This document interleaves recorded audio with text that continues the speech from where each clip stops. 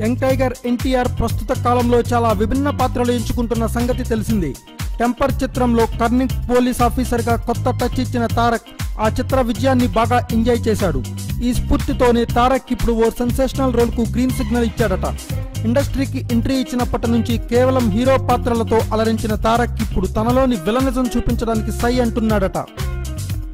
బాబీ దర్శకత్వంలో NTR cinema okay చేసిన సంగతి తెలిసిందే.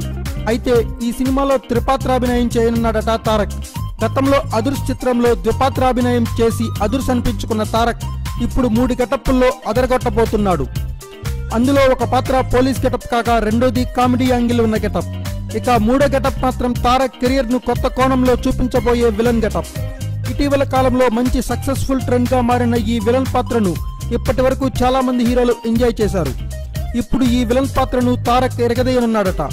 తారక్ హీరోగా చేసి ఎన్ని సెన్సేషన్స్ క్రియేట్ చేశాడో తెలిసిందే. మరిప్పుడు విలన్ పాత్రలో ఎంతటి సంచలనం సృష్టిస్తాడో చూద్దాం.